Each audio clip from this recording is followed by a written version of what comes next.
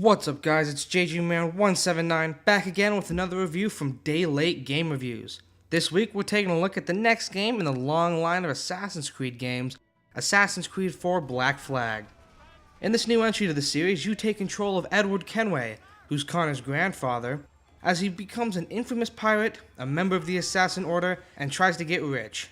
Many other famous pirates join him on this quest, but his most important ally is his ship, called the Jackdaw, which is a fully upgradable and customizable ship to help you travel the Caribbean. The huge open world of the Caribbean takes the front seat, with naval combat, exploring, and killing Templars being the largest aspects of the game.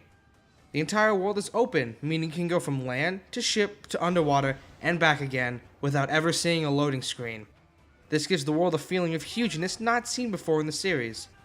Multiplayer returns with even more maps and characters to play as, with a couple new game modes thrown in as well. Characters are still upgradable, and there's a brand new multiplayer story that you unlock as you level up. Alright, let's jump right on in with the good. Learning from the last games, Assassin's Creed 4 starts off with the good stuff, putting players right into the shoes of the pirate captain Edward Kenway. Story missions are made a bit easier, with a better stealth system and more ways to distract and take out guards.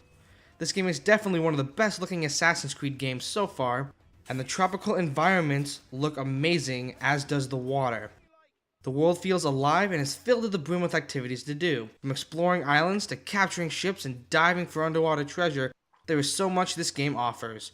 And the world is huge and completely open, meaning there are no loading screens between islands, ships, and underwater exploring. Game mechanics are tight and improved from the last game.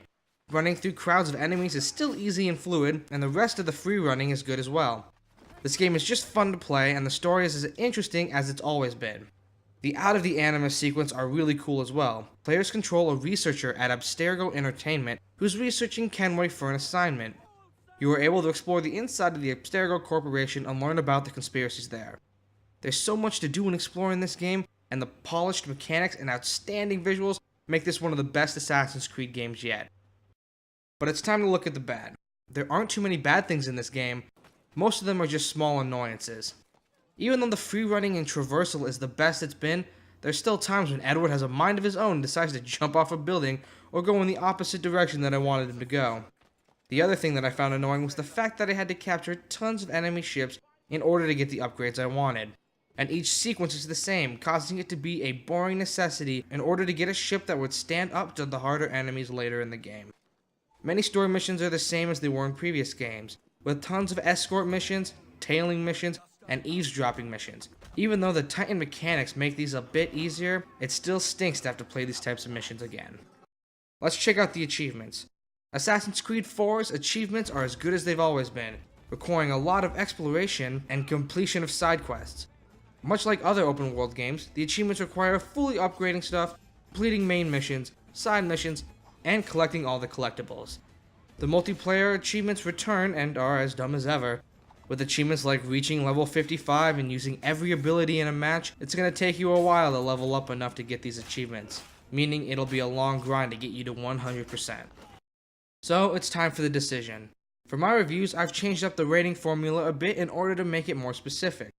These reviews use a tiered system consisting of 5 different tiers, starting with Tier 1, which are the worst of the worst, most broken and unplayable games, all the way up to Tier 5, which are the best of the best and are truly a game to remember. The 3 tiers in between distinguish between different levels of playability. For Assassin's Creed 4, I'm going to put this game into Tier 4. This is one of the best Assassin's Creeds yet, but the little annoyances keep it from being in the best of the best category. The amazing visuals, tight gameplay, and interesting huge world all make Assassin's Creed 4 a great and enjoyable game. Things like repetitive missions and activities that need to be done over and over again to get all the upgrades bring this game down. Multiplayer remains relatively unchanged and is still a nice distraction from the single player. All in all, Assassin's Creed 4 is another great game in the series with the same old problems. Well, that's it guys. The start of the release season is upon us, so make sure you stick around to find more reviews here in the upcoming days. If you want guides or other videos, be sure to check out my personal channel, AHJGman179. Alright everyone, peace out.